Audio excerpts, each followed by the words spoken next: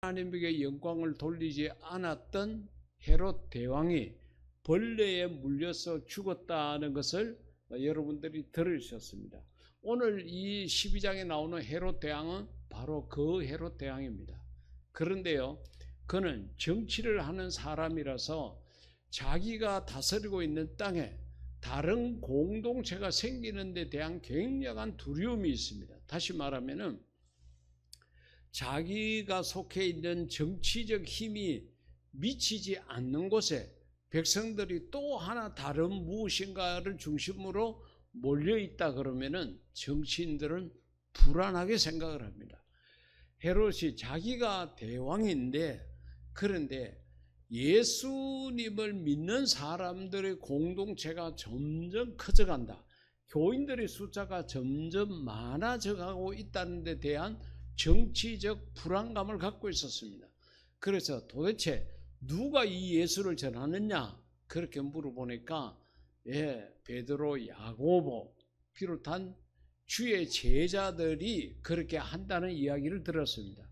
그래서 요한의 형제인 야고보입니다. 성경에는 야고보라는 이름을 가진 사람이 두 사람이 나오는데, 하나는 예수님의 친동생이고 하나는 요한의 형제입니다.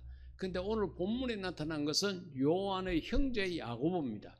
그를 잡아다가 처형을 했습니다. 그러니까 예수님을 하나님의 아들로 인정하지 않는 유대인들이 야, 우리 대왕 최고다, 역시 대단한 정치인이다, 막 그렇게 소문이 나고 그런 이야기가 들리니까 헤롯 대왕이 기고만장했습니다. 그래서 다음에는 또 누굴 죽여야 내 인기가 올라가겠나, 모든 것을 왕이다 보니까 정치적으로 생각을 하고 자기 중심으로 인기가 모아지기를 원했습니다. 그래서 이야기를 들어보니까 베드로가 우두머리라는 거예요. 그래서 예수를 전하고 있는 이제 베드로를 잡아다가 처형을 하게 되면은 자기의 인기가 더 올라가겠다고 생각을 하고 베드로를 잡았습니다. 잡아서 야고보처럼 처형을 하려고 해보니까 그때가 유대인들의 명절, 무교절이었다는 겁니다. 그래서 이 명절에는 사람을 죽이면 민심이 뒤숭숭하겠다고 생각을 해가지고 명절 끝나고 난 다음에 6월절이 다 끝나고 난 다음에 이제 베드로를 잡아가지고 처형을 해야 되겠다. 그리고 감옥에다가 가두라. 그렇게 명령을 했습니다. 그리고 그 감옥에 아주 다른 죄수들과는 달리 든든하게 지키기로 했습니다. 한 조가 4명이 그렇게 사교대로 이렇게 지키도록 명령을 했습니다. 그러니까 아주 굳건하게 든든하게 아무도 손대지 못하도록 깊은 감옥에다가 그렇게 가두었습니다. 자, 이렇게 되었을 때에 교회가 이 소리를 들었을 때에 심리적으로 얼마나 위축이 되었겠습니까? 여러분 생각해 보십시오. 성도 여러분들 가운데 누군가가 경산에서 나가서 열심히 전도를 하고 이렇게 했는데 그 전도하던 사람이 잡혀가지고 감옥에 갇혔다는 이야기를 듣게 되면은 우리 마음이 당장 위축되지 않겠어요? 이야, 이러다가 나도 경산 아름다운 교회 다니고 있는데 나도 잡혀가는 게 아닌가, 불안한 마음이 생길 수가 있고, 나도 한번 저 사람처럼 전도해 봐야 되겠다는 마음이 쪼그라들 수밖에 없습니다. 그런데 그때에 베드로가 야고보가 처형이 되고 베드로까지 잡혀 들어갔단다, 이 소리를 들은 교인들이 어떻게 대처했느냐. 5절 가운데 보십시오. 이에 베드로는 옥에 갇혔고 교회라는 것이 바로 신앙 공동체이죠. 그를 위하여, 감옥에 갇힌 베드로를 위하여 간절히 하나님께 기도하더라. 할렐루야. 사랑하는 성도 여러분, 우리가 교회적으로나 국가적으로나 내 개인적으로 어렵고 힘든 일을 당했을 때 우리가 해야 될 일이 무엇인가 하면은, 좀 전에 우리가 찬양도 불렀지만은 앞이 캄캄할 때도 우리가 기도를 드려야 됩니다. 내 앞길이 가로막혀 있다고 생각하고 내 앞에 이런 큰 좌절의 계곡이 있다고 생각할 때도 우리가 해야 될 것은 내 인간적인 노력이 중요한 것이 아니라 우리가 거룩하시고 존귀하시고 능력 많으신 하나님의 도우심을 기도로 아뢰는 것이 우리가 해야 될 일입니다. 이 초대교회 성도들이 그렇게 막 교인 수가 늘어나고 복음이 왕성하게 전파되고 하는 그때에 딴 것도 아니고 왕에 의해 가지고 야고보가 처형을 당했고 베드로가 감옥에 갇혔는데 교인들이 도망간 것이 아니라 교인들이 그냥 우리는 이제 숨어서 지내자 이렇게 생각한 것이 아니라 함께 모여서 기도했다는 것이 아주 중요한 것입니다. 그렇기 때문에 사랑하는 성도 여러분, 우리가 세상을 살아가다가 어렵고 힘든 일을 당했을 때에 이제 어떡하나, 이제 망했다 이런 생각 가지지 말고 사랑이 많으신 하나님 앞에 기도하는 자가 되기를 주의 이름으로 부탁을 드립니다. 자, 이렇게 5절에 기도를 했는데 그 다음에 일어난 사건은 우리가 뒤에서 이제 살펴볼 수 있는 그런 상황이 나타납니다. 상상도 할 수 없는 그런 일이 생겼습니다. 베드로가 석방이 되고 전도의 문이 다시 열리게 됐다는 거죠. 그런데 우리가 하나 더 역대하 33장 11절 이하 말씀 가운데서 개인적으로 어려움을 당했던 므낫세 왕, 여러분 므낫세라 그러면 쉽게 기억을 못하지만은 죽을 병에 걸렸다가 하나님 앞에 기도해서 15년 더 살게 된 히스기야 왕을 아시죠? 그 히스기야 왕이 15년 더 살게 되었을 때 무슨 마음이 들었던지 전처를 데리고 왔습니다. 따로 떨어져 살고 있는 전처를 데리고 와서 낳은 아들이 므낫세입니다. 그런데 이 므낫세가 12살 때 왕이 되었습니다. 성도 여러분, 12살 된 아이가 무슨 자기 앞가림도 제대로 못할 나이인데 국정을 그렇게 논하고 국정을 수행할 수 있겠습니까? 그런데 이 엄마가 옆에서 전부 아들에게 이야기하고 그 아들이 신하들에게 이야기하고 해서 여러 가지 일들을 하고 있었는데 하나님 보시기에 악을 행하더라. 다시 말하면 그의 아버지는 그래도 살아있을 때에 하나님 앞에 합당한 일을 많이 당해서 죽음을 앞에 두었지만은 기도하니까 하나님께서 15년 더 살게 해줄 만큼 그래도 하나님 마음에 맞도록 그렇게 살았는데 그 아버지가 무너뜨린 모든 산당을 다시 다 복귀를 시키고 우상 섬기는데 앞장을 서고 이렇게 한 거예요. 그러니까 곁으로는 므낫세 왕이지만은 12살밖에 안 됐기 때문에 그의 엄마가 악했던 거예요. 아주 악한 여자입니다. 성경 속에 악한 여자 2명이 나오는데 다음에 제가 한번 소개시켜 드릴게요. 정말로 악한 그런 여자 중에 하나가 므낫세의 엄마였습니다. 그러니까 하나님께서 이 므낫세 왕을 블레셋에 붙잡혀 가지고 사로잡혀서 바벨론으로 끌려가게 했습니다. 바벨론에게 포로를 당해 가지고 가게 했습니다. 그러니까 이 어린 것이 얼마나 그 마음의 충격을 받았겠습니까?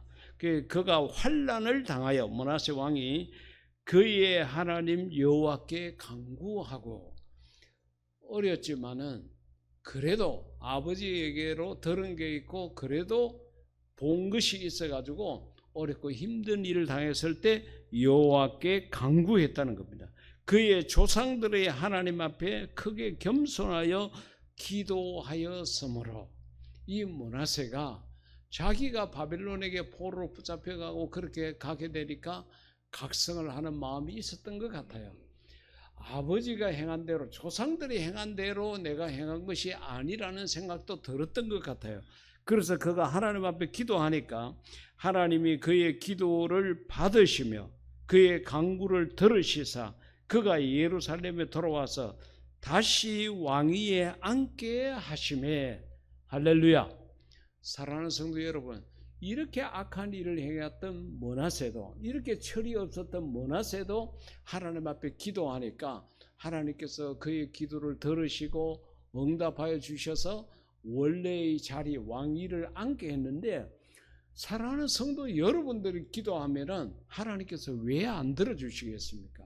어렵고 힘든 일을 당했을 때에 반드시 하나님 앞에 기도하는 성도가 되기를 주의 이름으로 부탁을 드립니다. 개인적으로 어려움을 당했거나 교회적으로 어려움을 당했을 때 둘 다가 기도했습니다. 앞서 오늘 본문 말씀처럼 베드로는 옥에 갇히고 교회는 그를 위해서 기도하니까 본문 7, 9절 말씀 가운데 보면은 홀련히 주의 사자, 천사입니다. 주의 사자가 나타나며, 여러분 천사라는 것은 하나님의 심부름꾼입니다. 하나님께서 우리 인간에게 무엇을 지시하거나 명령하거나 보호하거나 어떤 일을 수행할 때에 우리를 돕는 자로 보내는 것이 바로 천사입니다. 그래서 주의 천사가 나타나며 하나님께서 교회의 기도를 들으시고 천사를 감옥에 갇힌 베드로에게 보냈습니다.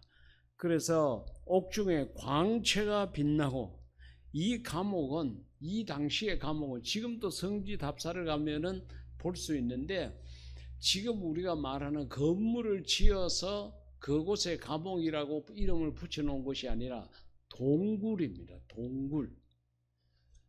자연적인 동굴을 감옥으로 그렇게 만들어놨습니다. 그렇기 때문에 정말 들어가기가 어렵고 힘든데, 어둡고 컴컴한데 그곳에 광채가 빛나며, 또 베드로의 옆구리를 쳐 깨워 이르되, 베드로가 믿음이 좋았던 건지 아니면 내 몰라라 하고 나자빠진 건지 그 감옥에 갇혀가지고도 그냥 웬만하면 어둡고 컴컴할 때, 우리가 밤에 잠을 잘 때 갑자기 다른 가족이 와서 불을 켜게 되면 잠을 깨게 되잖아요. 이 어두운 감옥에 천사가 나타나서 광채가 나타나게 되면은 베드로가 벌떡 일어나서 이게 무슨 일이지? 이렇게 말할 수 있는데, 얼마나 깊은 잠에 빠졌는지 천사가 나타나도 광채가 나타나도 몰랐어요. 그러니까 천사가 옆구리를 쳐서 야야 일어나라 깨우는 거예요. 그렇게 깨워 이르되 급히 일어나라, 밥보다 빨리 일어나라. 그렇게 천사가 이야기하니까 쇠사슬이 그 베드로의 손에서 벗어졌고, 천사가 말하되 띠를 띠고 신을 신으라. 그래 베드로가 옷을 다 벗어놓고 그렇게 잤던 것 같죠.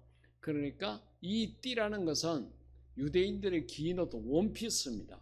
그 허리를 묶어줘야 행동하는데 불편함이 없어요.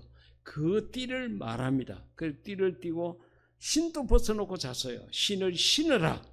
그렇게 이야기를 하니까 베드로가 그대로 따라서 하고 겉옷을 입고 따라오라 하는데, 베드로가 나와서 천사를 따라서 가니까 베드로가 이게 꿈인지 생신지 알지를 분간을 못할 만큼 이 환상이가 이렇게 생각을 했다는 겁니다.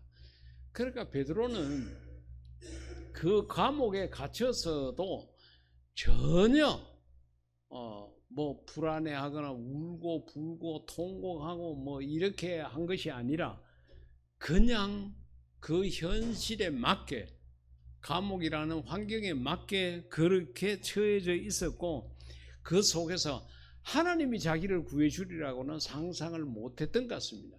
그러니까 천사가 그 모든 과정을 거쳐서 그 마지막 철문까지 이렇게 나왔는데도 이게 꿈인지 생신지 환상을 보는가 이렇게 생각을 했다는 겁니다.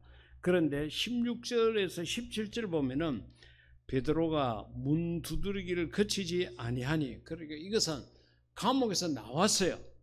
나와가지고 베드로가 간 곳이 있는데 마가 요한의 다락방, 예수님께서 최후의 만찬을 했던, 지금 또 예루살렘에 가면 이 집이 그대로 있습니다. 그곳에 도착을 했습니다. 그래 그들이 문을 열어 베드로를 보고 놀라는지라. 베드로가 분명히 감옥에 갇혔는데, 우리가 감옥에 갇힌 것 때문에 기도하고 있었는데 베드로와 똑같은 사람이 나타났어요.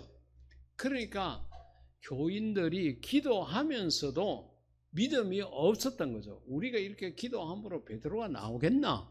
전혀 그런 생각을 못하고 자기들이 풀어주기를 기도했던 베드로가 눈앞에 나타났는데도 하나님이 우리 기도에 응답해 주셨다. 이게 아니라 이게 뭐고 도대체 이게 누구냐? 베드로하고 많이 닮았다고만 생각을 했습니다. 그 베드로를 보고 놀라는지라. 그래 베드로가 그들에게 손짓하여 조용하게 하고 시끄럽다 조용해봐라. 그러면서 하나님께서 어떻게 자기를 감옥에 풀어냈는지를 쭉 이제 이야기를 합니다. 옥에서 나오게 하던 일을 말하고 또 야고보와 형제들에게 이 말을 전하라. 예수님의 동생 야고보, 다른 복음을 전하고 있는 다른 제자들에게 내가 나왔다고, 내가 이렇게 해서 나왔다고 좀 전해라. 그렇게 이야기를 하고 떠나 다른 곳으로 가니라. 다른 곳으로 왜 갔겠습니까? 예수님 전하러 갔던 거예요. 예수님을 전하다가 감옥에 갇혔고, 감옥에 갇혔는데 예수님을 믿는 교회 공동체가 기도하니까 하나님께서 그를 풀어서 닫혔던 전도의 문을, 선교의 걸음을 다시 걷게 하셨다는 겁니다. 여러분, 우리의 이런 말씀을 보면서 우리의 기도가, 교회의 기도라는 것이 얼마나 큰 힘을 갖고 있느냐, 능력을 갖고 있느냐 하는 것을 다시 한번 확인할 수 있습니다. 여러분, 15년 전에 우리 청소년 아침 무료 급식할 때를 생각을 해 보십시오. 정말로 제가 흔히 하는 말로 수저 한 벌 없었습니다. 그런데 하나님께서 너희가 먹을 것을 주라는 그 말씀 하나 붙잡고 우리는 기도하고 우리가 후원을 한 달에 5,000원씩 이렇게 하기로 하고 시작을 했습니다. 그래서 오늘날에 청소년 아침 무료 급식센터가 있게 되었습니다. 우리가 얼마든지 경험했지 않습니까?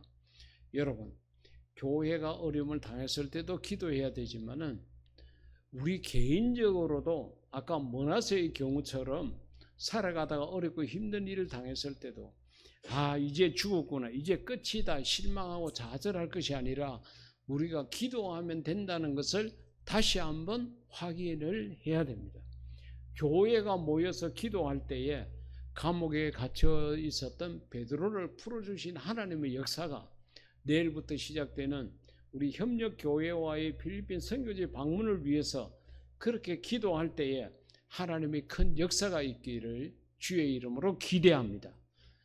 우리 박준희 집사님 기도 속에 그런 내용이 잠깐 들어있었지만은 우리가 이번에 방문하게 될 지역 마닐라에서 차로 한 1시간 남짓한 거리에 있는 실랑이라는 도시입니다. 그곳에 우리 교회가 세운 그 사랑의 집도 많이 있고 그곳에 신학교 도서관도 있고 또 거기서 조금 떨어진 거리에 우리가 건축한 교회도 있습니다. 그곳에 지금 태풍이 와가지고 그 교회 옆에 큰 계곡이 있는데 그 계곡에 큰 물이 지나갔습니다. 근데 그 계곡에 가난한 사람들이 집을 짓고 판잣집을 짓고 살고 있습니다. 제가 우리 교회 단톡방에 그 사진을 올려드렸죠. 그렇게 집을 짓고 사는 사람들이 한순간에 그 집마저 다 잃어버리고 지금 교회에 와서 먹고 자고 하는 수재민들이 106명에 다다른다고 그럽니다. 그 106명에게 하루 세 끼 먹을 것을 주고 그들의 필요를 채워준다고 생각을 해보십시오. 얼마나 일이 많겠습니까? 우리가 내가 그곳에 가지는 못하더라도 기도는 할 수 있지 않습니까? 사랑하는 성도 여러분, 그들을 위해서 기도해 주십시오. 그리고 선교 협력교회에서 20명이 가는데 그곳에서는 금식 기도를 하면서까지 이것을 준비하고 있습니다. 우리는 금식은 못하더라도 한 주간 동안 새벽 기도회 아니잖아요. 아침 6시입니다. 아침입니다. 아침 기도회에 우리가 마음이 있으면 얼마든지 참석할 수 있는 그런 시간입니다. 사랑하는 성도 여러분, 이번 한 주간 동안에 우리의 마음을 모으고 기도를 모아가지고 필리핀 선교의 문을 열고 정말 우리 개인적으로도 내 삶 앞에 가로막혀 있는 장막을 걷어내고 내 문제도 해결받는 그런 복된 시간이 되기를 주의 이름으로 축복합니다. 이 시간 우리 다 같이 기도할 때 하나님 다음 한 주간을 깨울 수 있는 힘을 달라고 믿음을 달라고 기도드리겠습니다.